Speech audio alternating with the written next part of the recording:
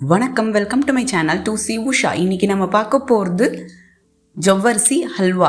அதுவும் சட்டுன்னு 5 நிமிஷத்தில் எப்படி செய்கிறதுன்னு பார்த்துடலாமா? அதுக்கு முன்னாடி இது வரைக்கும் நீங்கள் சப்ஸ்கிரைப் பண்ணலாம், நான் பண்ணிட்டுருங்க. பக்கத்தில் இருக்க பெல் ஐக்கானையும் அழுத்தின்றுங்க. ஃபஸ்ட்டு அடுப்பில் பேன் வச்சுட்டு 1 டம்ளர், அதாவது 150 ml அளவு பிடிக்கிற டம்ளர் அளவுக்கு சொல்லியிருக்கேன், ஜவ்வரிசியை சேர்த்துண்டு வறுத்துப்போம். லோ ஃப்ளேம்லேயே இருக்கட்டும் அடுப்பு. 1 நிமிஷம் மட்டும் வறுத்தா போதுமானது. இது மாதிரி வறுக்கிறதுனால நம்மளுடைய ஜவ்வரிசி சீக்கிரமாக அரைப்படும், அதே மாதிரி ஈஸியாக வேகும். அதுக்கு தான் இது மாதிரி வறுத்துக்கிறோம். இது மாதிரி வறுத்து பொடிச்சு வச்சுட்டா நம்மளுக்கு எப்போ தேவைன்னாலும் சட்டுன்னு ஹல்வா செஞ்சிடலாம். அதே மாதிரி ஜவ்வரிசியை பொறுத்த வரைக்கும் இதை நல்லா ஊற வச்சுட்டு அரைச்சிட்டு வெல்லம் சேர்த்தும் செய்யலாம் ஹல்வா. அதே மாதிரியே சின்ன ஜவ்வரிசியும் யூஸ் பண்ண முடியும். அதை ஊற வச்சுட்டு சர்க்கரை சேர்த்து கேசரியாக கூட பண்ண முடியும். இன்றைக்கி நம்ம பார்க்க போகிறது ரொம்ப சிம்பிளாக செய்யக்கூடிய ஜவ்வரிசி ஹல்வா தான். இது மாதிரி வறுத்துன்றலாம். 1 நிமிஷம் ஆகிடுத்து, இது போதுமானது. இதை மிக்ஸி ஜாரில் சேர்த்துன்றலாம், அரைச்சி எடுத்துன்னு வந்துடுவோம். ரொம்பவும் நைஸாக அரைக்க வேணாம், அதே மாதிரி கோர்ஸாகவும் அரைக்க வேணாம். அரைச்சின்னு வந்தது இப்படி இருக்கும். இதை ஒரு கிண்ணத்தில் ட்ரான்ஸ்ஃபர் பண்ணின்றலாம்.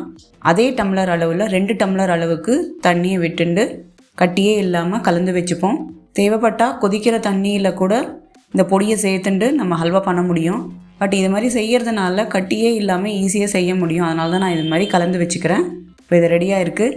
அடுப்பில் பேன் வச்சுட்டு 1 டேபிள் ஸ்பூன் அளவுக்கு நெய் விட்டுப்போம். முந்திரி பருப்பை சேர்த்துண்டு வறுத்துக்கலாம். கொஞ்சம் கலர் சேஞ்ச் ஆகும்போது உலர் திராட்சையும் சேர்த்துண்டு வறுத்துப்போம். கோல்டன் கலர் வந்ததுக்கப்புறம் இதை ஒரு பிளேட்டில் ட்ரான்ஸ்ஃபர் பண்ணி வச்சுருவோம்.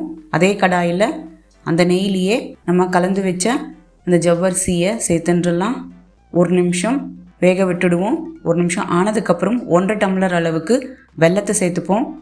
ஸ்வீட்னஸ் கம்மியாக வேணும்னா 1 டம்ளர் அளவுக்கு சேர்த்துட்டாவே போதுமானது. நான் இங்கே நார்மல் அளவு ஸ்வீட்னஸ்க்குன்னு சேர்த்துருக்கேன். இதை 2 நிமிஷம் நல்லா வேக விடுவோம். 2 நிமிஷம் ஆனதுக்கப்புறம் நெய் 2 டேபிள் ஸ்பூன் அளவுக்கு சேர்த்துப்போம்.